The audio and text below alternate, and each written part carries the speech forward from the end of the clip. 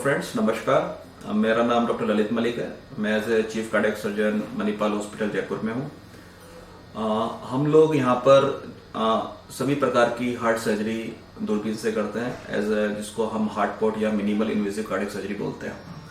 तो जो पेशेंट्स हमारे जो डिस्चार्ज हो जाते हैं, उनके जो रिलेटिव हमें फ़ोन करते हैं, चाहे वो राजस्थान के बाहर के हों या फिर आउट ऑफ इंडिया हो, वो हमें मेल करते हैं कि कुछ खाने के उनके कुछ क्वेश्चन होते हैं कि जब पेशेंट डिस्चार्ज हो गया उसको क्या खाना है, शुरुआत में क्या खाना है, बाद में क्या खाना है।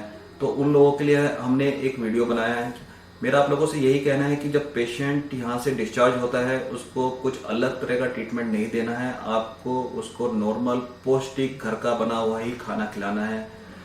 ये शुरुआत में बहुत ज़्यादा ज़रूरी है और इसके बारे में आपको विस्तार से हमारे जो कार्डियक एनेस्थेटिक हैं डॉक्टर अभिनव, वो आपको बताएंगे कि कब क्या क्या खाना है और वो किस लिए ज़्यादा जरूरी है। क्योंकि आप जब अच्छा खाएंगे तो आप जल्दी अच्छा फील करेंगे और बड़ी जल्दी स्वस्थ हो जाएंगे और अपनी जो नॉर्मल जो जीवन शैली है, कार्य, उसमें आप जल्दी ही लौट आएंगे।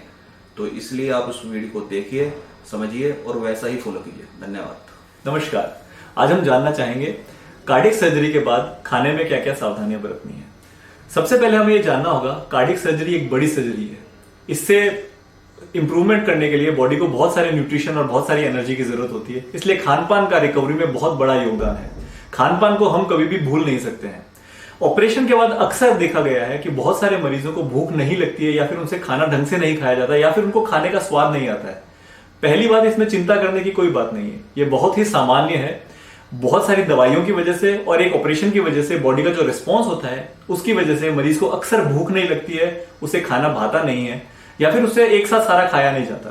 तो इससे निजात पाने का सबसे सरल तरीका है मरीज को एक साथ ज्यादा भोजन ना देकर 5 से 6 बार भोजन को तोड़ तोड़ के उसको दिया जाए।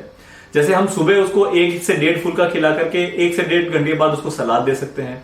दोपहर के खाने में 1-2 रोटी दे करके उसके बाद सलाद और स्प्राउट्स दे सकते हैं। और रात के भोजन में 1 गिलास दूध के साथ रोटी दे करके उसको, ऐसे भोजन को अपन 4 से 5 टुकड़ों में बांट सकते हैं। दूसरी हमें जो बात ध्यान रखनी है, स्वाद बड़ा ही जरूरी है इस पीरियड में। मरीज की वैसे भी खाना खाने की इच्छा नहीं होती, उसके उपरांत अगर खाना स्वादपूर्ण नहीं होगा तो उससे बिल्कुल भी नहीं खाया जाएगा। इसलिए जो खाना घर के बाकी सदस्यों के लिए बनता है, हमें वही खाना मरीज को देना है, कुछ अलग से नहीं बनाना, क्योंकि स्वाद के बिना मरीज से खाना खाया नहीं जाएगा। तो जो खाना सबके लिए बनता है वही खाना मरीज को भी खिलाना है हमें। नमक बस ऊपर से न डालना है। हार्ट के ऑपरेशन के बाद नमक पूरा बंद नहीं करना होता, केवल जो ऊपर से मरीज अलग से छिड़कता है कई बार, वो मना है। जो नॉर्मल नमक डलता है सब्जी में, वो डलना है।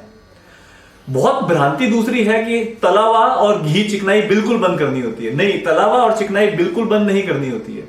हमें छौंक के लिए इस्तेमाल में आने वाला तेल हर सब्जी में इस्तेमाल कर सकते हैं, बस सब्जी के ऊपर से तेल तैरता हुआ नहीं होना चाहिए। दूसरा, घी के लिए मैं अपने सभी मरीजों को कहता हूं कि चम्मच के नीचे से हर फुल्के पे आप चुपड़ करके घी ले सकते हैं और सर्दियों के मौसम में दाल में डाल करके आधा चम्मच घी भी ले सकते हैं। चम्मच के ऊपर से घी भर भर के पीना अलाउड नहीं होता, उससे बड़ी परेशानियां हो सकती हैं। तीसरी बात जो हमें ध्यान रखनी है, स्प्राउट्स हुए, सलाद हुए, सीड्स हुए, इन सब में भर भर के प्रोटीन्स होते हैं और मिनरल्स होते हैं जो कि मरीज को उस टाइम पे चाहिए होते हैं। मरीज की रिकवरी में इन सब के बड़ा योगदान है, तो इन सब पे थोड़ा सा जोर रखना है। जिन मरीजों की वाल्व के ऑपरेशन हुए हैं या फिर किसी भी अन्य कारण से एसीट्रोम या वारफरिन की दवाई चल रही है, उनको 2 बातें बड़ी ध्यान रखनी है। हरी दिखने वाली लीफी सब्जियां जिसमें पत्ते होते हैं, जैसे कि मेथी हो गई, पालक हो गए, धनिया हो गए, या फिर सोयाबीन से रिलेटेड चीजें जैसे सोयाबीन की दाल हो गई या सोयाबीन की फलियां हो गई, इसमें विटामिन के की मात्रा नॉर्मल से अधिक होती है, जिसकी वजह से खून गाढ़ा होने की संभावना रहती है। तो ऐसी चीजों से या तो बिल्कुल बचें या फिर जितना खा रहे हैं उतना ही हर हफ्ते खाएं। जैसे हर हफ्ते एक बार अगर आप खाना चाहते हैं तो हर हफ्ते उतना ही खाएं और उसके हिसाब से पीटी आईएनआर की जांच करा करके उसको 2 से 3 के बीच में आईएनआर को रखें और उतना ही हर हफ्ते खाएं। तो उससे हम डोज की जो दवाई की जो डोज है वो नॉर्मल रख पाएंगे। प्रोटीन की कमी को पूरा करने के लिए जो हमारे मरीज नॉन वेजिटेरियंस हैं या फिर जो अंडा खा सकते हैं, उनके लिए एक बहुत ही अच्छा उपाय है कि रोज उबले हुए अंडे खाएं या फिर कम तेल में फ्राई किया हुआ नॉन वेज जैसे चिकन, और आजकल तो एयर ड्रायर्स भी आ रहे हैं, उसमें बनाए हुए चिकन या फिर थोड़ा बहुत मटन खा सकते हैं। उससे प्रोटीन की कमी भी दूर हो जाएगी, मुंह का टेस्ट भी अच्छा हो जाएगा और आपकी जो चिकन और नॉनवेज खाने की इच्छा होती है वो भी पूरी हो जाएगी। पर इसमें ध्यान रखना है कि लाल मांस, जिसको अपन रेड मीट कहते हैं, इससे दूरी बना के रखनी है, कम से कम पहले 6 हफ्ते से 6 महीने तक। उसके बाद धीरे धीरे अपने डॉक्टर से बात करके हम वो भी शुरू कर सकते हैं।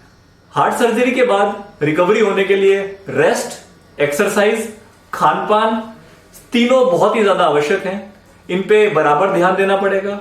सब खाएं, स्वस्थ खाएं और कुछ चीजों से बचें।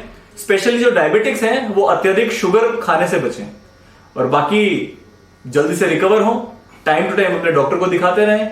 जो कुछ जांचें मिनिमम हर ड्यूरेशन पे करानी होती है वो कराते रहें और जितनी जीवन ईश्वर ने लिखी है वो बहुत ही स्वास्थ्य वर्धक जिए। धन्यवाद।